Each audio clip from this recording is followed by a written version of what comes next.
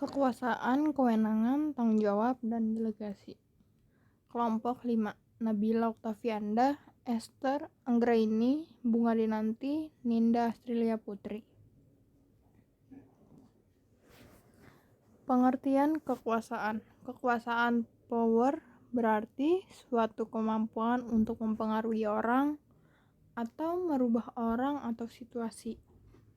Kekuasaan dapat berkonotasi positif maupun negatif. Faktor yang mendasari adanya kekuasaan. Reward power, kekuasaan yang muncul sebagai akibat dari seseorang yang posisinya memungkinkan dirinya untuk memberikan penghargaan terhadap orang-orang yang berada di bawahnya. Coercive power, kekuasaan untuk memberikan hukuman adalah kebalikan atau sisi negatif dari reward power. Legitimate power atau kekuasaan yang sah adalah kekuasaan yang muncul sebagai akibat dari sesuatu legitimasi tertentu. Expert power, kekuasaan yang berdasarkan keahlian atau kepakaran adalah kekuasaan yang muncul sebagai akibat dari kepakaran atau keahlian yang dimiliki oleh seseorang. Referent power, kekuasaan yang muncul akibat adanya karakteristik yang diharapkan oleh seseorang atau sekelompok orang terhadap seseorang yang memiliki pengaruh terhadap seorang atau kelompok orang tersebut. Kewenangan atau authority. 2 pandangan mengenai kewenangan. Pandangan klasik. Pandangan berdasarkan penerimaan. Jenis kewenangan. Kewenangan lini, kewenangan staf, kewenangan fungsional. Kewenangan lini yaitu ada kepala restoran, bagian keuangan, bagian pelayanan, bagian dapur. Ada pelayan 1, pelayan 2, pelayan 3, belanja dan memasak. Kewenangan staf dan fungsional.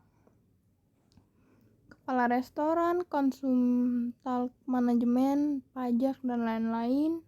Di bawahnya ada bagian keuangan, bagian pelayanan, bagian dapur. Di bawahnya ada pelayan 1, pelayan 2, pelayan 3, belanja, dan memasak. Tanggung jawab atau responsibility. Kewenangan dan tanggung jawab. Manajer yang diberi wewenang menyadari terhadap tanggung jawab dalam setiap kewenangan dan menjalankan tanggung jawab tersebut. Kewenangan versi tanggung jawab. Manajemen yang diberi wewenang menyadari terhadap tanggung jawab dalam setiap kewenangan dan cenderung menghindar dari tanggung jawab tersebut. Pelimpahan wewenang. Pelimpahan wewenang adalah proses pengalihan tugas kepada orang lain yang sah atau terlegitimasi menurut mekanisme tertentu dalam organisasi. Dalam melakukan berbagai aktivitas yang ditujukan untuk pencapaian tujuan organisasi yang jika tidak dilimpahkan akan menghambat proses pencapaian tujuan tersebut. Manfaat pelimpahan wewenang. Pelimpahan wewenang memungkinkan subbagian atau bawahan mempelajari sesuatu yang baru dan memperoleh kesempatan untuk melakukan sesuatu yang baru tersebut. Bahwa pelimpahan wewenang mendorong tercapainya keputusan yang baik dalam berbagai hal. Penyelesaian pekerjaan akan dapat dilakukan dengan lebih cepat sekiranya pelimpahan wewenang tersebut berjalan sebagaimana mestinya dan diberikan kepada orang yang bertanggung jawab. Kendala dalam pelimpahan wewenang. Yang pertama ada kapasitas staf yang terbatas, yang kedua kurang bertanggung jawab atas akibat pelimpahan wewenang.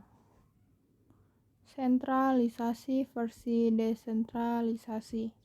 Sentralisasi yaitu merujuk kepada cara pengorganisasian di mana keseluruhan tugas, tanggung jawab, dan perintah dipusatkan dari hierarki yang paling tinggi untuk kemudian di hierarki yang di bawahnya menerjemahkan dalam bentuk tindakan lanjut dari apa yang telah diputuskan dari hierarki yang tertinggi.